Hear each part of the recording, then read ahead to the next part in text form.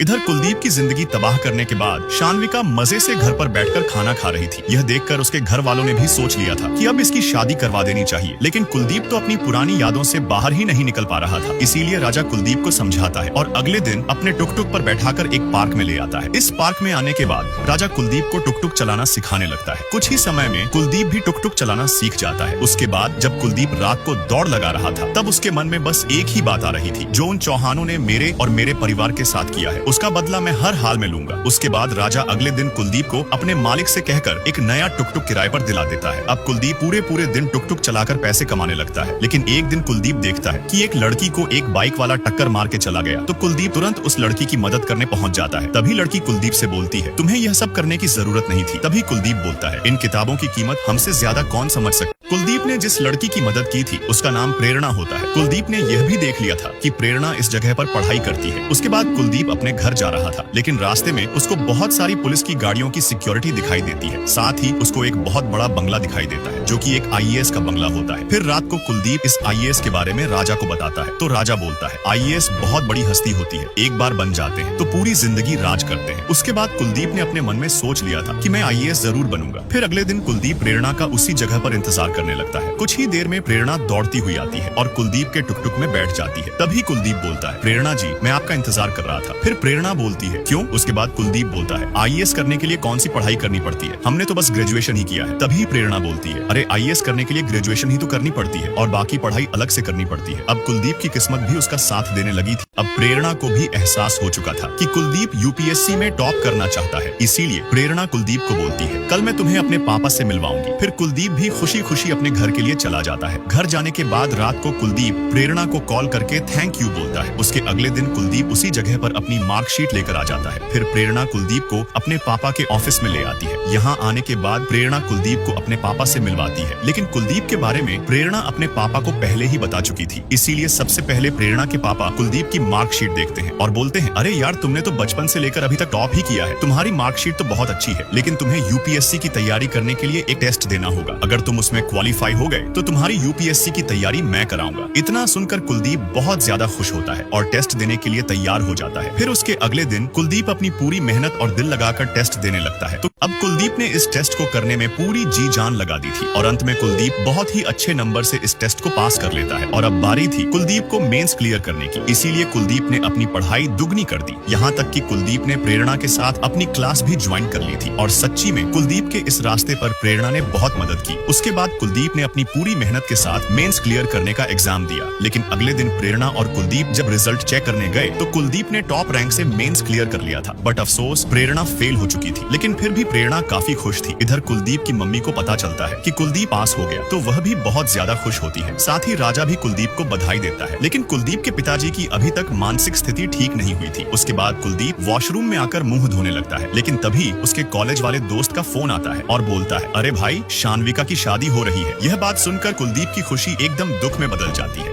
कुलदीप शान्विका की शादी की बात सुनकर अपनी मम्मी से बोलता है, एक बार मैं उस बेवफा से मिलना चाहता हूँ। इतना कहकर कुलदीप तुरंत बस में बैठकर अपने गांव के लिए निकल गया। जब कुलदीप बस में बैठा था तब उसको बस शान्विका ही शान्विका दिखाई दे रही थी और कुलदीप सोचता है, यार, कोई इतना मतलबी कैसे हो सकता है। और जब कुलदीप गाँव आकर देखता है तो शान्विका सचमुच शादी कर रही थी। यह देखकर कुलदीप शान्विका को तुरंत पकड़ लेता है और बोलता है, आखिर तूने भी मुझे धोखा दिया। अब तू खुद अपने पूरे चौहान परिवार की बर्बादी अपनी आंखों से देखेगी। इतना कहकर कुलदीप वापस अपने घर आ जाता है और रोने लगता है। फिर अगले दिन कुलदीप का उदास चेहरा देखकर प्रेरणा समझ जाती है और बोलती है, मुझे पता है तुम उसे भूल नहीं पा रहे हो, लेकिन यही समय है, तुम उसकी नफरत को अपनी ताकत बनाओ और इतना पढ़ाई करो कि आईएएस क्रैक कर लो। प्रेरणा की इन बातों से कुलदीप के दिमाग पर बहुत असर पड़ा और शान्विका को भूलकर पूरी रात पढ़ने लगा। यहाँ तक कि लाइट जाने के बाद भी कुलदीप पढ़ता रहा। तो क्या कुलदीप आईएएस क्रैक करके शान्विका और उसके परिवार से अपना और अपने परिवार का बदला ले पाएगा या नहीं? जानने के लिए हमें लाइक और सब्सक्राइब कीजिए। नेक्स्ट पार्ट जल्दी आएगा।